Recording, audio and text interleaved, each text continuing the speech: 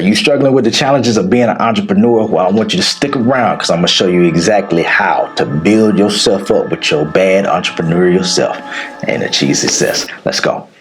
And while you at it, I want you to do what the YouTubers do. Like, share, comment, subscribe, do all of that stuff, and ring that bell just to make sure you're notified every time I drop another video just like this.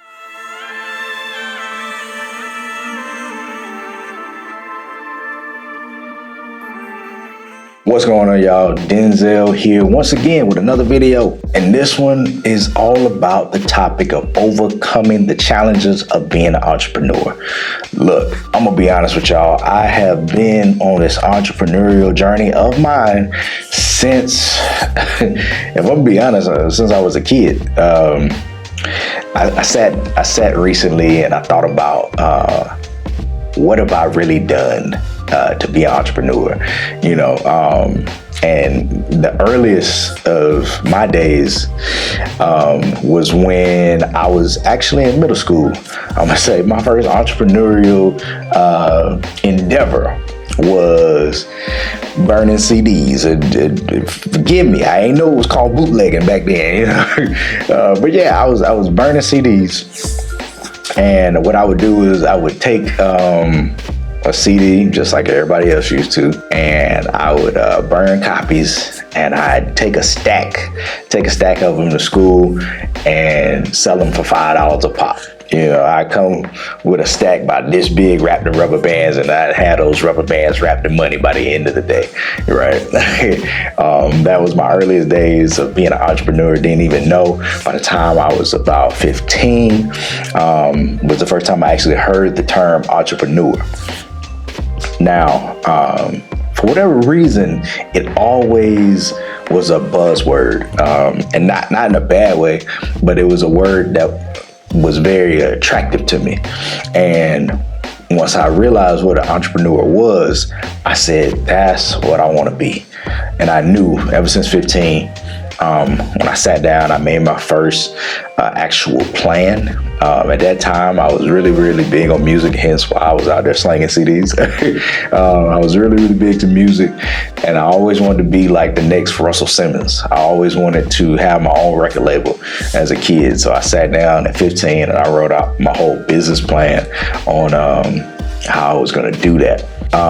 From there, I actually started rapping, and I started selling my own CDs. So I wasn't bootlegging no more. I was selling my own CDs, and the same thing, come to school with a whole stack and leave with a nice little wad. You know, it didn't last long, but you know, that was what I did in the beginning, and really learned how to be an entrepreneur.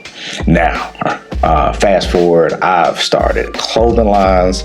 I've started a real estate company. I've started an internet marketing company, and I'm still a full-time service member right now, right? But I never put down my hat as an entrepreneur. And though I say that, there's been many a times where I just wanted to give up. I wanted to stop going around this emotional merry-go-round, right? Because it's a lot of highs and lows, a lot of ups and downs. And sometimes you get tired. Sometimes you get sick of not seeing results when you want to see results. Sometimes you get tired of hearing no, like constant rejection. And sometimes you just feel like maybe it's just not meant for me to do this. But hopefully this video is for you. If you know that you've been feeling like that, if I just said something that sounds in any way possible relatable to you, then hopefully this video right here, it is going to push you into being resilient, into growing some skin. Look, I'm from Florida, hence why I got this orange cap on, you know, Florida Gators, right? Grow some tough skin and stick it out, especially if you got skin in the game. Stick it out, because I know for a fact, and I believe that entrepreneurship is one of the best ways to get to financial freedom. I just need y'all to know that everybody's journey is unique. Everybody is not going through the same struggles. You know, sometimes this road gets depressing. Sometimes it gets stressful and overwhelming, but everybody's is not the same. I've heard that every step has a new problem. But I remember a captain saying it like this. A captain in the military said it like this one time. He said, in reference to whatever is happening, it may not be your fault, but it is your problem. So what you gonna do about it? And I thought that was so profound, and I've kept it in my mind, in my chamber, ever since then. And I want y'all to take it and y'all run with it. It may not be your fault, but it is your problem. So what you gonna do about it? So one of the first challenges that I believe that we go through as entrepreneurs is thinking or ideation, right? We get into this place where we don't really sit down and fully develop our thoughts or allow our creativity and our imagination to run wild and wide as it possibly can. One of my mentors said the hardest thing that people don't do is think. And in this world, you find that a lot of people don't think either the same way you do or think as big as you. But we got to, right?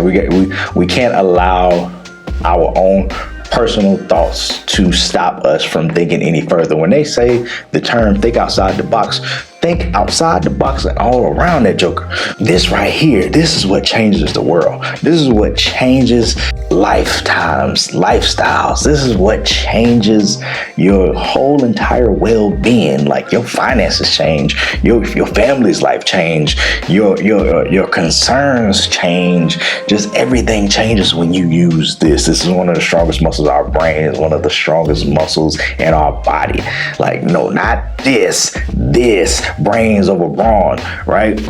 And the reason why we got to train our mind just like we train our actual muscles, our biceps and every other muscle in our body, is because the brain is the one that causes us to go further, right?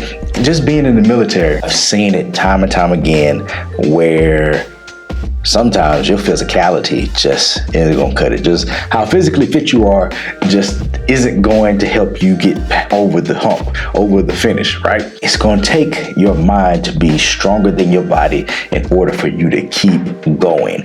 The body is only going to go as far as the mind tells it.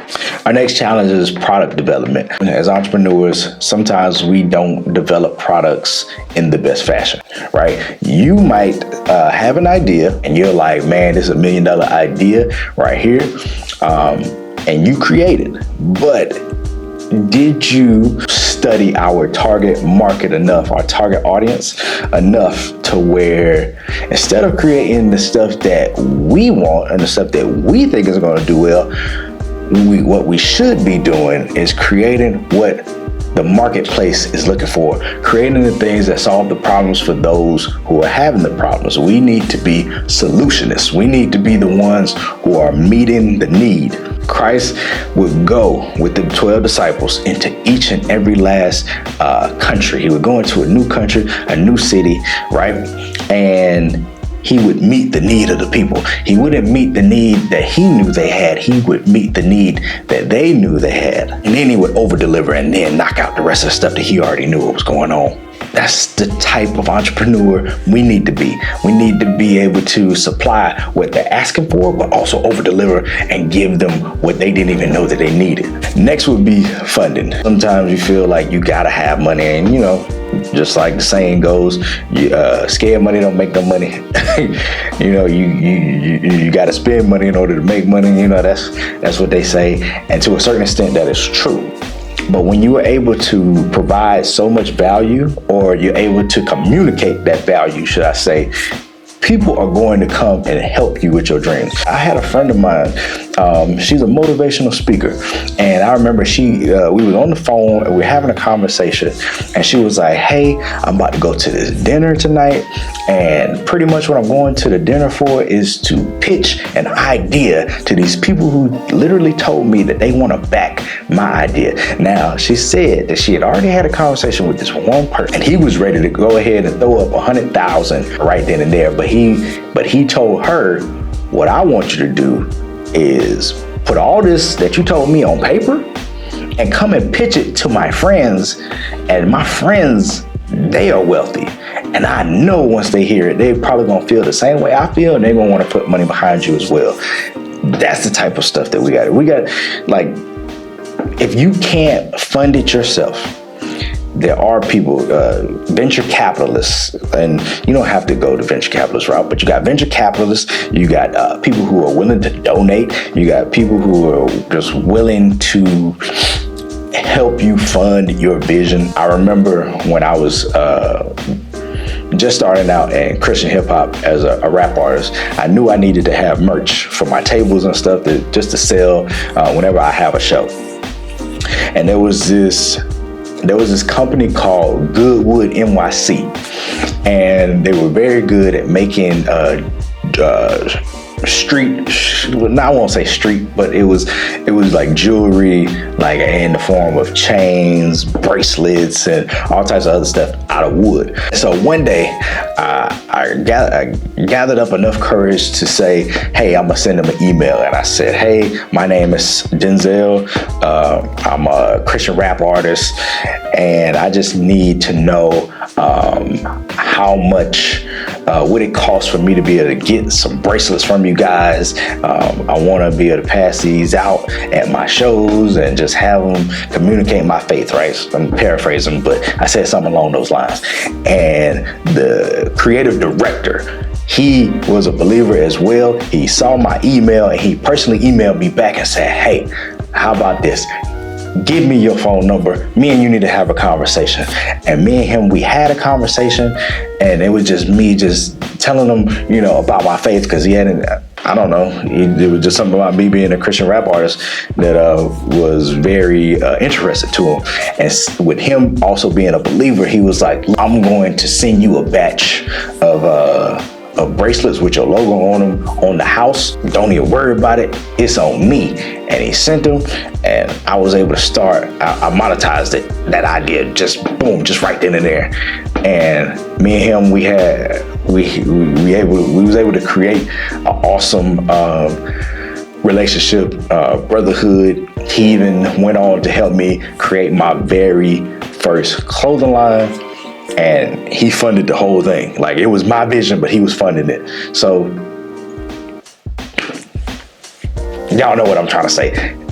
Be able to communicate. You know what I'm saying? Next one I'm gonna talk about is sales. When it comes down to sales, people don't want to be salesy. People don't like salesmen. They try to treat them like Jehovah's Witnesses and stuff like that. I'm sorry, that's the first thing that came to my mind. But when people come to your house, come to your door, and they want to sell you something, right? And I would say the last salesperson that ever came to my door was the Kirby salesman, the vacuum cleaner, right? And they got me, and I won't say that they got me in a bad way, but they caught me on a good day, because I actually needed I needed a vacuum at the time, and I had already knew Kirby, right? I knew how good that the product was, so he didn't even have to overly sell me. He even brought a female with him, and she was a pretty girl and stuff like that. He had her talking to me most of the time, and the guy he jump in and tell me details and have her do most of the communication stuff. Good little strategy. I peeped, but I bought the lawnmower. Why I keep saying lawnmower? I bought the vacuum cleaner. I bought the vacuum because I knew how good Kirby's was, and I still got that Kirby to this day. It's been a couple years, but I still got that Kirby. And so, but when it comes to sales, let's do it like this, right? Stop thinking of sales as being this task, right? This chore when it comes down to you being an entrepreneur. Think of more of sales as service, and because genuinely that's what it really boils down to. If you look up what sales actually means, it's just to be a servant to whoever your customer is to be able to provide them value, right? So anytime you're trying to make a sale, instead of trying to get over on somebody or trying to overly talk about how good your product is, how about figure out what is the problem that they have and figure out how can you sell them exactly what they need and exactly what they're asking for. And some people may not even know that your product is what they've been searching for, but you got to be able to communicate that. It goes back to the communication piece. You got to be able to serve them in such a way that it doesn't feel like you're trying to get over or get money up out of them. It should feel like to them like you came at just the right time on the right day, and instead of being annoying and being a pest, you're a welcome guest. I'm sorry, I kind of paraphrased that from Dan Kennedy, but yeah, serve, be a servant, and serve the people who actually need what you are selling. These were some of the biggest challenges that entrepreneurs have to face. Please go back, listen to each and every last one of these, and see where you can use this to your advantage. See where you can go and be better. See where you can go and improve yourself, and see where you can go and build resilience. Look, your mindset is the biggest thing that's going to help you through any of these challenges. I'm going to say, don't give up. This is for somebody. Don't give up. Don't give in. Continue to have tough skin, build up enough resilience. Resiliency is one of the biggest things that we talk about in the military. Being able to bounce back, being able to continue to fight, being able to just keep going, have endurance, build up your stamina, because this entrepreneurial walk is not for the faint of heart. It is not for the weak. If you know how to keep going, how to keep yourself in the game, how to surround yourself by strong people, have mentors, have friends, have peers, people that you look up to, people that you can glean from, go get that assistance. Go surround yourself with those types of people. Find people who have been in the game a lot longer than you. Ask them what worked for them. Take that, use it to your advantage, build off it, and you go out there and you make a difference. But that's all I got for you. Look, if you found value in this video, do what the YouTubers do. I'm telling y'all, like, comment, share, subscribe. Go back, watch my last video on the top 5 books for entrepreneurs to read. I believe if you go check out some of those books, they might help you in building up your resiliency and your fortitude as an entrepreneur. And that's all I got for y'all. I'll see you on the next video. Peace.